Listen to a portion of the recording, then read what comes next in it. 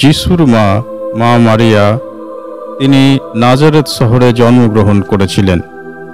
কেউ বলেন তিনি জেরুসালেমে। ক্যাথলিক অর্থোডক্স অনুযায়ী মা মারিয়ার মা বাবার নাম ছিল জোয়াকিম এবং আন্না। জোয়াকিম এবং আন্না তারা খুবই বৃদ্ধ ছিলেন এবং ঈশ্বরের কাছে অনেক প্রার্থনা করার পর তারা মা মারিয়াকে তাদের সন্তানকে লাভ করেছিলেন। পবিত্র বাইবেল এবং কোরআন অনুযায়ী মা মারিয়া পবিত্র আত্মার প্রভাবে তিনি গর্ভধারণ করেছিলেন এবং তিনি আমাদের মুক্তিদাতা, মানব জাতির পরিত্রাতা যীশু খ্রিস্টকে এই পৃথিবীতে জন্ম দিয়েছিলেন। এইভাবে যে একজন কুমারী মেয়ে গর্ভবতী হবেন এবং তার মাধ্যমে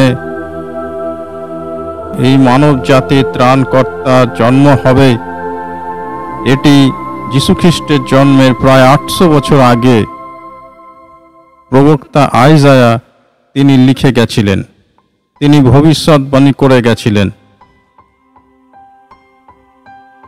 আইজায়া 7 অধ্যায় 14 পদে আমরা দেখি যে তিনি বলেছিলেন যে therefore the Lord himself will give you a sign, the virgin will conceive and give birth to a son and will call him Immanuel, অর্থাৎ ঈশ্বর আমাদের সঙ্গেই আছেন।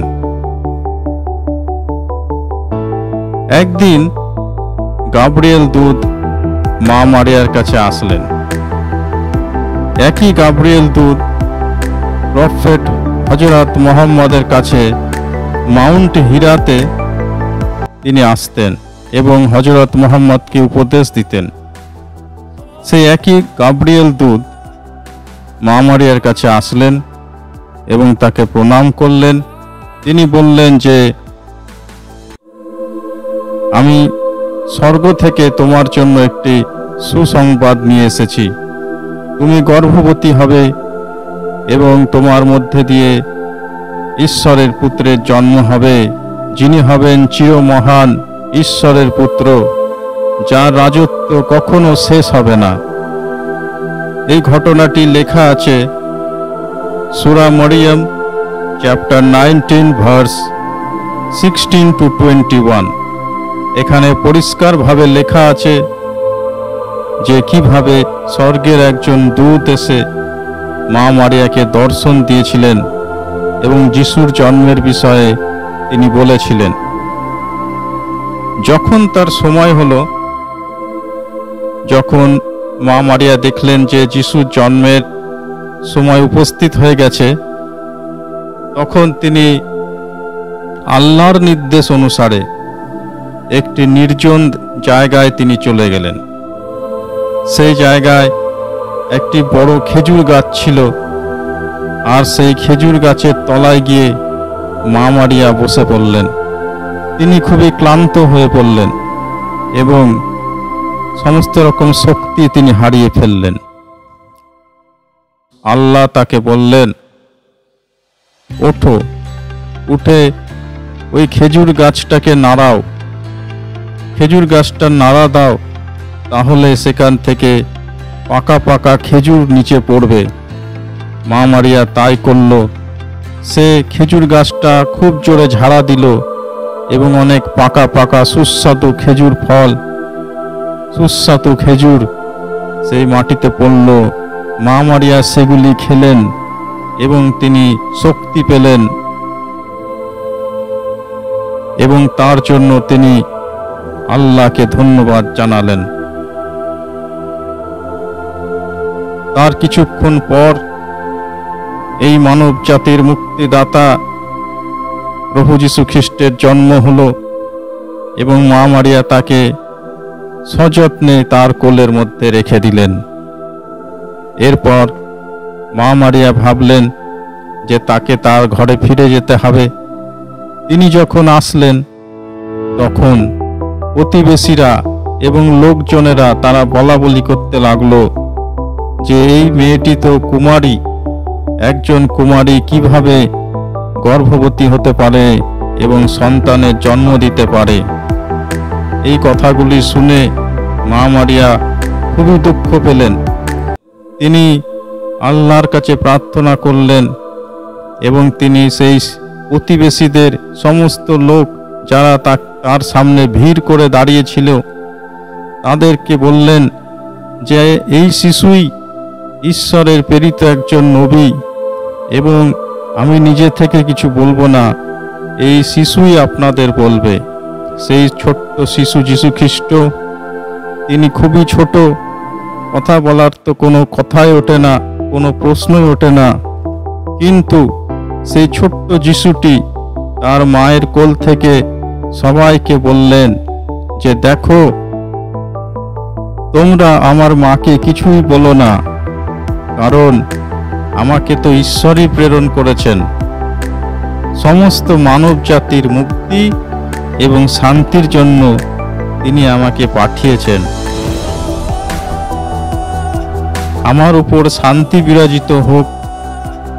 যেদিন আমি জন্মিয়েছিলাম, তারপর যখন আমি মৃত্যুবরণ করব এবং যেদিন আমি মৃত্যু থেকে জীবিত হয়ে উঠব। এটি আমরা পাই পবিত্র কোরআনে সূরা মরিয়ম চ্যাপ্টার 19 ভার্স 30 to 33। অর্থাৎ আমরা দেখলাম যে আল্লাহ সব সময় মা মারিয়ার কাছে তাকে সাহায্য করছিলেন। যীশু খ্রিস্ট এই পৃথিবীতে ভূমিষ্ঠ হওয়ার সময় আল্লাহ মা মারিয়ার কাছে উপস্থিত ছিলেন এবং তাকে সব রকমভাবে সাহায্য করেছিলেন। যীশু খ্রিস্ট যেহেতু একজন ঈশ্বরের পুত্র ছিলেন, পবিত্র আত্মার প্রভাবে তার জন্ম হয়েছিল, সেই জন্য মা মারিয়া জানতেন যে যীশু খ্রিস্টের মধ্যে ঐশ্বরিক শক্তি সবসময় বিরাজমান ছিল। একমাত্র এই পৃথিবীতে যিশুর মা মারিয়া সেই একমাত্র জানতেন যে যীশু খ্রিস্টের মধ্যে কি কোয়ালিটি ছিল। তো একদিন যিশু যখন খুবই ছোট এবং সবে হাঁটতে শিখেছে, সেই সময় যিশুর সঙ্গে আরও অনেক ছোট ছোট ছেলেমেয়েরা খেলাধুলা করছিল। তখন যিশু কাদা মাটি দিয়ে একটা সুন্দর পাখি তৈরি করলেন। ছোটবেলায় তো আমরা মাটি দিয়ে অনেক কিছুই তৈরি করি, খেলাধুলা করি, ঠিক সেই রকম যিশু একদিন কাদা মাটি দিয়ে একটা সুন্দর পাখি তৈরি করলেন। তারপর খেলতে খেলতে সেই পাখিটার নাকে ফু দিলেন আর পাখিটা জীবিত হয়ে উঠল আর সেখান থেকে উড়ে চলে গেল। এটি লেখা আছে পবিত্র কোরআনে সূরা মাইদা চ্যাপ্টার 110। যীশু খ্রিস্ট যখন ছোট ছিলেন তখন তিনি আরেকটি আশ্চর্য কাজ করেছিলেন, যেটি আমরা পাই পবিত্র বাইবেলে লুক চ্যাপ্টার 2 ভার্স 1 to 52, যে Jesus was in the temple. যিশু মন্দিরে ছিলেন এবং শাস্ত্রজ্ঞ পণ্ডিতদের সঙ্গে তিনি আলোচনা করছিলেন এবং জোসেফ এবং মেরি তারা যিশুকে খুঁজে বেড়াচ্ছিলেন। অবশেষে দেখলেন যে যিশু সেই মন্দিরেই রয়েছেন এবং শাস্ত্র বিষয়ে পণ্ডিতদের সঙ্গে আলোচনা করছিলেন। তার এত জ্ঞান দেখে সকলেই মুগ্ধ হয়ে গেছিল। মা মারিয়ার ভূমিকা প্রভু যীশু খ্রিস্টের জন্য ছিল খুবই অতুলনীয়। তিনি যিশুর জন্মের শুরু থেকে যিশুর মৃত্যু পর্যন্ত যিশুর কথায় তিনি ভাবতেন। যিশুর যখন ক্রুশে মৃত্যু হওয়ার সময় আসলো, যিশু তারই একজন শিষ্য সাধু যোহনকে বললেন যে যোহন, তুমি আমার মাকে নিয়ে যাও, আজ থেকে ইনি তোমার মা, তুমি আমার মাকে নিয়ে যাও, তার দেখাশোনা করো। এটি লেখা আছে gospel of John chapter 19 verse 26 to 27। যীশু খ্রিস্ট মৃত থেকে জীবিত হয়ে ওঠার পরেও মা মারিয়া শিষ্যদের সঙ্গে বিভিন্ন স্থানে বিভিন্ন জায়গায় ছিলেন। যীশুখ্রিস্ট ছিলেন ঈশ্বরের প্রেরিত একজন নবী। তিনি অন্ধকে দৃষ্টি দান করেছিলেন, তিনি মৃতকে জীবন দিয়েছিলেন, খঞ্জকে চলার শক্তি দিয়েছিলেন। তার মধ্যে সেই ঐশ্বরিক ক্ষমতা ছিল। তিনি ছিলেন ঈশ্বর। তিনি এসেছিলেন মানব জাতির মুক্তি এবং পরিত্রাণ সাধনের জন্য। তিনি আমাদের পথ দেখিয়ে নিয়ে গেছিলেন, আমাদের অনন্ত জীবন দান করার জন্য এবং সেই স্বর্গরাজ্যের পথ দেখানোর জন্য। মা মারিয়াও তার জীবনে তিনি অনেক আশ্চর্য কাজ করেছিলেন।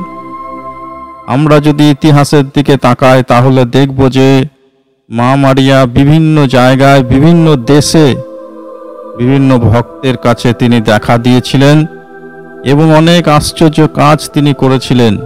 এইরকম অনেক প্রমাণ আছে যে মা মারিয়া অনেক জায়গায় তিনি আবির্ভূত হয়েছিলেন, অনেককে দেখা দিয়েছিলেন এবং তার কাছে প্রার্থনা করলে যেখানে যেখানে মা মারিয়ার শ্রাইন রয়েছে, বড় গির্জাঘর রয়েছে, দর্শনীয় স্থান রয়েছে, সেখানে গিয়ে মা মারিয়ার কাছে প্রার্থনা করলে অনেক রোগ সুস্থ হয়। অনেক অনেক অনেক লোক তাদের অনেক সমস্যা নিয়ে আসেন, সেইগুলো পূর্ণ হয় এবং মা মারিয়ার মধ্যস্থতায় আমরা ঈশ্বরের আশীর্বাদ লাভ করতে পারি এবং আমাদের পাপ থেকে ক্ষমা পেতে পারি।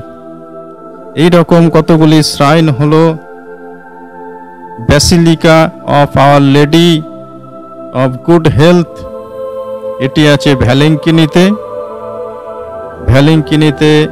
ভারতের বিভিন্ন স্টেটস থেকে বিভিন্ন বিশ্বাসীগণ তারা ভ্যালেঙ্কিনিতে যান, সেখানে মা মারিয়ার কাছে প্রার্থনা করেন। তাদের মনোবাঞ্ছা, অনেকেরই মনোবাঞ্ছা পূর্ণ হয়, অনেক মানুষ রোগ থেকে সুস্থতা লাভ করেন এবং তারা সাক্ষ্যও দেন। এরকমই আরেকটি জায়গা আছে, সেটি হলো ব্যাসিলিকা অব দ্য হোলি রোজারি, যেটি ব্যান্ডেলে অবস্থিত। ব্যান্ডেল চার্চে সেখানে মা মারিয়ার একটি মূর্তি রয়েছে, সেখানেও অনেক মানুষ প্রার্থনা করতে যান এবং শান্তি অনুভব করেন এবং বিভিন্ন রকমের সমস্যা থেকে তারা মুক্ত লাভ করেন।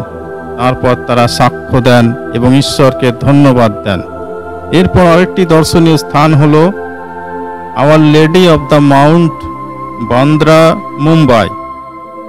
সেখানেও আছে, সেখানে মা মারিয়া ছোট্ট শিশুকে কোলে করে নিয়ে একটি গির্জাঘরে তার একটি মূর্তি আছে।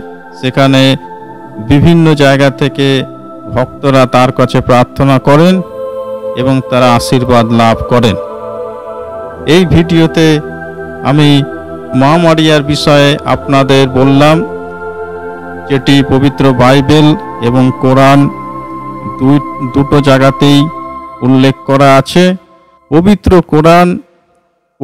কোরআনে একটি পুরো অধ্যায়, পুরো চ্যাপ্টারই মা মারিয়ার নামে লিখিত আছে। সূরা মরিয়ম চ্যাপ্টার 19 ভার্স 16 to 33। আপনারা সকলে ঈশ্বরের কাছে, সকলে প্রভু যীশু খ্রিস্টের প্রতি বিশ্বাস রাখুন, আপনার জীবন সার্থক হবে, আপনি নতুন জীবন লাভ করবেন। মা মারিয়ার প্রতি ভক্তি এবং ভালোবাসা প্রদর্শন করুন। তিনি ছিলেন যীশু খ্রিস্টের মা এবং মাদার অফ গড। আজকে এই ভিডিওটি দেখার জন্য আপনাদের সকলকে ধন্যবাদ। পরবর্তী ভিডিও দেখার জন্য অবশ্যই চ্যানেলটিকে লাইক এবং সাবস্ক্রাইব করবেন। Thank you very much. All the best.